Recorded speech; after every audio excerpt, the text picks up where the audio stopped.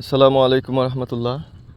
আজকে আমি আপনাদেরকে নিয়ে আসছি আমার রট মিনিকের দানের জমিতে।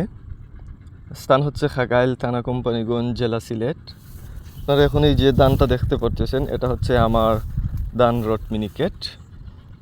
এখান থেকে শুরু করে ওই গাছুরা পর্যন্ত হচ্ছে আমার জমি, যেটা এখানে আনুমানিক 2 একরের মতো আছে। তো এখানে 1 একর আছে রট মিনিকেট, 1 একর আছে 108 বিধান 108। তো বিধান 108 সম্পর্কে আমি আপনাদেরকে আগের একটা ভিডিওতে বলেছি।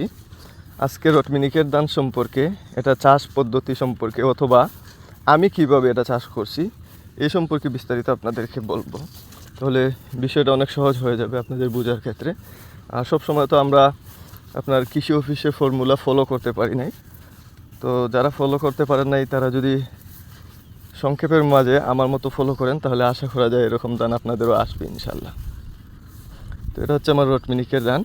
এটার মধ্যে আমি একটা সমস্যা উপলব্ধি করছি, সেটা হচ্ছে এটার মাঝে মধ্যে খাদ আছে। আমরা সিলেটি ভাষায় যেটাকে বলি সাট মাঝে মধ্যে আছে।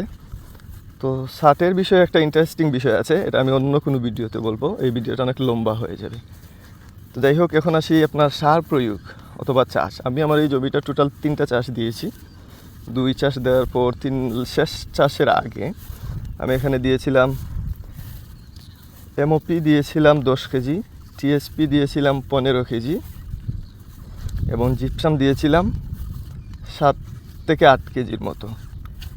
এই 3টা সার আমি আমার জমিনে দিয়েছি। তারপর শেষ চাষ দিয়ে রোপণ করেছি। এটা রোপণের আমার সিস্টেমটা ছিল, আমরা বলি 1 হাত 18 ইঞ্চি। 18 ইঞ্চিতে 3টা হয় নাই, কিছু কিছু সময় 2.5টা 2.5 হয়েছে, কোনো সময় 3টা হয়েছে।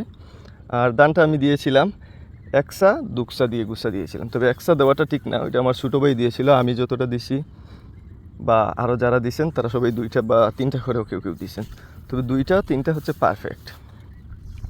তো আমার ছোটো ভাই একটা করেই দিছে। তো যাই হোক, কোনো গুসা মারাও যায় নাই।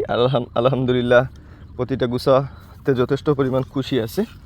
আর একটা বিষয় আমি আপনাদেরকে দেখাই, এই দেখেন 2টা জমি, এই হচ্ছে একটা, এই হচ্ছে একটা, এই দুইটাই আমার। কিন্তু এইটার মধ্যে পার্থক্যটা খেয়াল করেন। এখানে দেখেন কুশিতে বড়া, এখানে কোনো গ্যাপ নাই, অনেক পাতাও। আর এটা হালকা। তার মধ্যে কারণ হলো এখানে আমার 3 কিস্তিতে সার পড়ছে।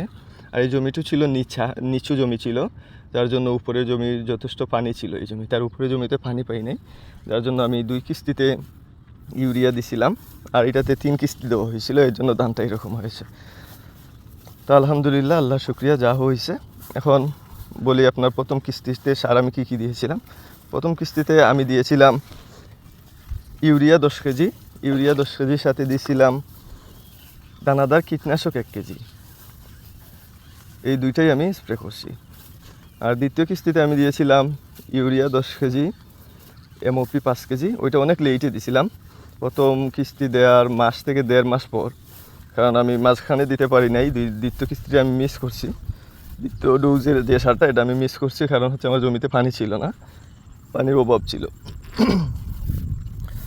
তার মধ্যখানে আমি সালফিনটা স্প্রে করে দিয়েছিলাম এবং জিঙ্কটা ছিটিয়ে দিয়েছিলাম। জিঙ্ক দিয়েছিলাম বিঘা প্রতি 1 কেজি, তো 2 কেজি দিলে ভালো হয়।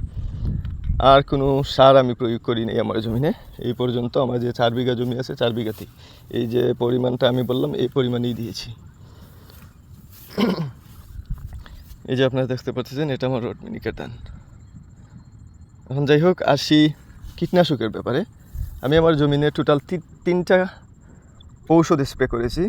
তার মধ্যে হচ্ছে 1 নম্বর আমি দিয়েছিলাম 30 থেকে 35 দিন বয়সের সময় কাট-আপ, যেটা মাজরা পোকার জন্য, এবং আমার জমিনে ব্লাস্টে কোনো সমস্যা ছিল না, যার জন্য আমি 45 থেকে 50 দিন বয়সে দিয়েছিলাম স্ট্যান্ডা 75 ডব্লিউপি, এটা আমি দিয়েছিলাম আমার ব্লাস্ট রোগের জন্য। তো আলহামদুলিল্লাহ ব্লাস্টে কোনো সমস্যা করে নাই। আর হয়তো আমি কাট-আপটা পরবর্তীতে আবার দেওয়া উচিত ছিল, আমি ওইটা দেই নাই, যার কারণে মাঝে মধ্যে 1-2টা শীষ মরা মিলতেছে। আর আল্লাহর রহমতে কোনো সমস্যা নাই। আর লাস্টে যখন আমার ধানটা কাইস্তুর অবস্থায় ছিল, তখন আমি স্প্রে করে দিয়েছিলাম ফাইটার 2.5 ইসি। ওইটা আপনার মূলত আমি দিয়েছিলাম গান্ধী পোকা এবং লেদা পোকার জন্য। তো আলহামদুলিল্লাহ আমি হেঁটে হেঁটে দেখেছি আমার জমিনে এরকম আর কোনো সমস্যা নাই, গান্ধী পোকাও নাই, লেদা পোকাও নাই। তো পরবর্তীতে যদি দেখা যায় তাহলে আমার ধানটা যখন ক্ষীর থেকে একটু শক্ত হয়ে যাবে তখন হয়তো প্রয়োজন মনে করলে আমি দিব, যদি প্রয়োজন মনে না করি তাহলে দিব না, এটাই শেষ। তো এই হলো আমার জমি চাষের পদ্ধতি এবং প্রক্রিয়া। আমি এভাবেই সব জমি চাষ করছি, এর চেয়ে এক্সট্রা কিছু আমি দেই নাই আমার জমিনে। আলহামদুলিল্লাহ, আল্লাহ যা দিয়েছেন আল্লাহর শুকরিয়া। আপনারা দেখেন শেষমেশ এই যে দেখেন এখানে 25 থেকে 30টা করে কুশি আছে, এবার এই যে 25 থেকে 30টা হবে ইনশাল্লাহ।